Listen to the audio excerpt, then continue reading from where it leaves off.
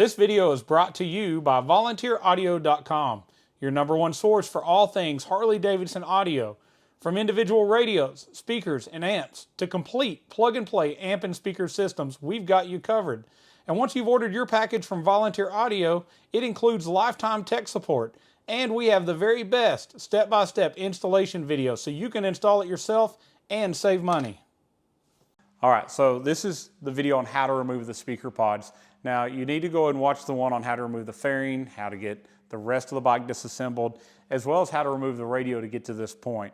But once the radio's out, we're gonna remove this plastic tray.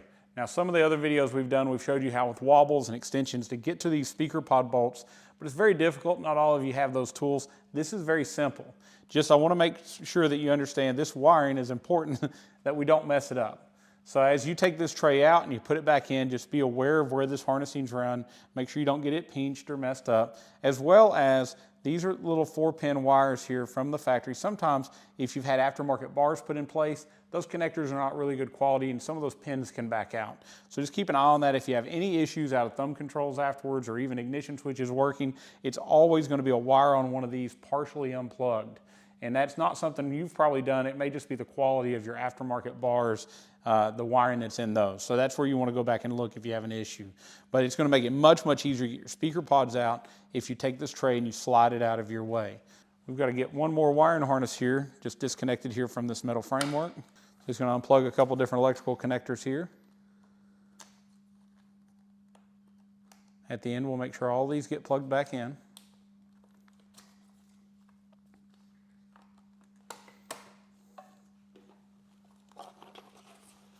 All right, so it's going to take it just a #2 Phillips screwdriver, and you can spin out the center of these two plastic retainers.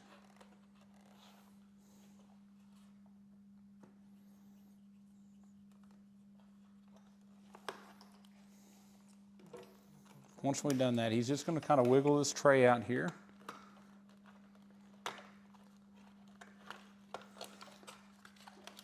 And by doing that, we've got really good access now to these 3 bolts holding our speaker pods.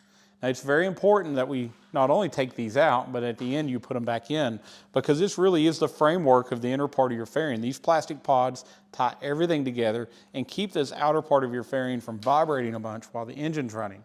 So we'll remove all 3 of these. They're going to be an 11mm or a 7/16 from each side. And at the end, you want to make for sure that all 6, 3 on each side, go back in. Robbie's choosing to use a wobble because we have it, but you can actually take an 11mm socket and go straight onto these without the extension. It's just a little harder to do.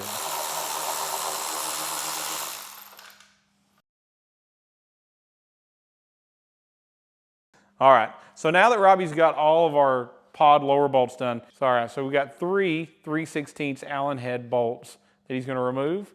That's going to allow our speaker pod to come off. Yeah, as Robbie's pointing out here, if you were to not put those bolts back in, this whole pod is just really flimsy. And we say this because way too often, as we go to do one of these jobs, we find out that whoever did the handlebars or whatever other work was done left at least 2 of the 3 out. All right, so Robbie's going to take a Torx T25. He's going to remove the 3 grill screws. Now, we get this question quite often on the boom grill. It's got this wild offset tweeter that looks like your fairing would be modified for it, but it's not. People ask me, if I take that out, is there going to be a hole in my fairing? There's not going to be. Now, if you've ever had it waxed, there might be some wax around the edge, but it doesn't actually damage the paint in any way. We're going to go back together with a standard style grill. It's going to let a lot more of the audio from our speaker through without being blocked by this gigantic speaker in the middle here. We don't want to block our tweeters, so changing these grills out. Definitely make sure you do the grill before you put your speaker pod back in, because if you forget, you're going to have to go through all these steps again to get back to where your grill is.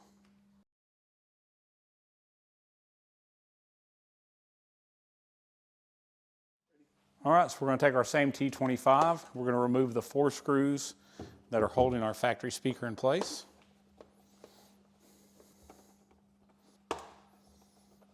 All right, once you screws out, you pull it out. We're just going to unplug the 2 connectors. Now you'll notice there's a white connector and a black connector. The black one is larger, that is your negative terminal, and the white one is going to be your positive. As you see Robbie's doing here, we always take a set of pliers. We squeeze those so they'll be tighter to make sure that they go on our speaker and they don't come unplugged.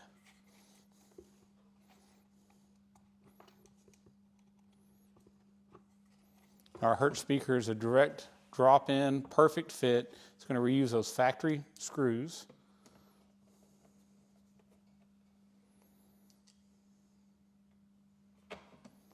Much, much better speaker. A lot louder, a lot clearer, and a lot less likely to blow up. The factory speakers are really bad, they just continually fail.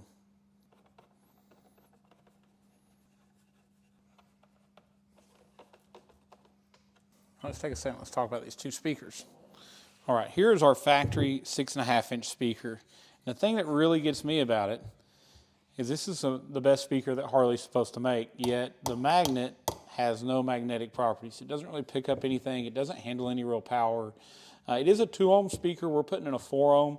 Our 4-ohm speaker will give less stress to our amplifier while actually sounding better because of it. But it also gives us the ability to run a set of uppers and lowers off of one end of the amplifier. Whereas the way this was designed, you had to have a new amp for every time you did 2 speakers. And they did that because half the amp was running the tweeters and the mid and the grill, and the other half was running this woofer. Now, it is a larger cone. It is a true 6.5 in this bike, but it just doesn't have any power handling capability. Our Hertz speaker has got a really, really strong magnet, whereas you see this one doesn't at all. Now, the tweeter we have is also pretty remarkable because it's very bright, it's very clear, but at the same time, it's very, very hard to blow up because it has a thermal protection circuit in it. If we send it a clipped signal, a signal in which that we have a lot of bass or distortion, it's actually going to cut itself down instead of blowing. And when it cools back down and the good signal's restored, it's going to come right back to life just like it's supposed to. These Hertz speakers are 3-year warranted even against blowing, and I believe they're the best coaxial replacement fairing speaker you can put in your Harley.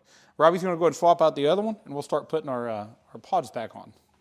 All right, so now that we have our speakers swapped out, Robbie's going to put our pod back on, going back on in the order in which we removed it. I'm going to put our 3 Allen head screws around the top first.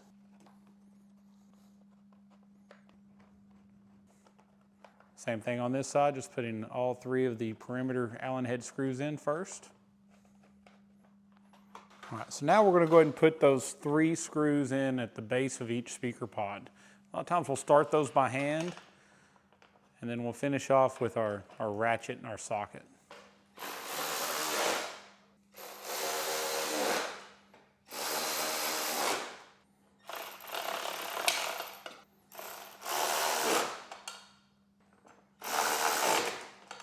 All right, so now that we've got all 6 of those bolts in, Robbie's going to put this plastic tray back in under where the radio goes.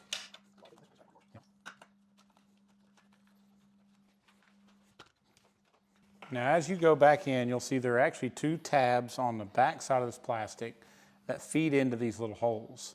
You want to get those lined up, push that all the way in, and then you can put your retainers in.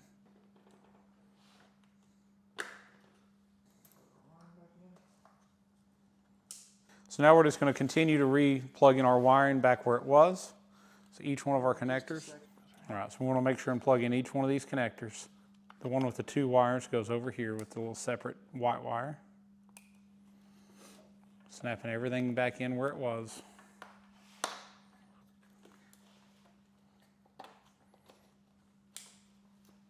We're also going to... Yeah. We've successfully got our speaker pods done. At this point, we're going to move on to installing the new radio. At the end of the radio install, we'll put all the wiring back where it goes and plug in those front speaker pods. Now, if you had factory lowers, and those factory lowers had 6.5-inch speakers in them, you're going to run new wiring down to it. We're going to send you a lower Y harness, we call it.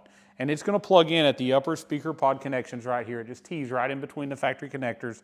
You're going to route that up the neck here, down and zip tie it along and come into those speaker pods. We're not going to reuse the factory wiring because we want our front speaker pods on the same channels as our front upper fairing speakers. We don't want them on the front same channels as our 6x9s in the rear.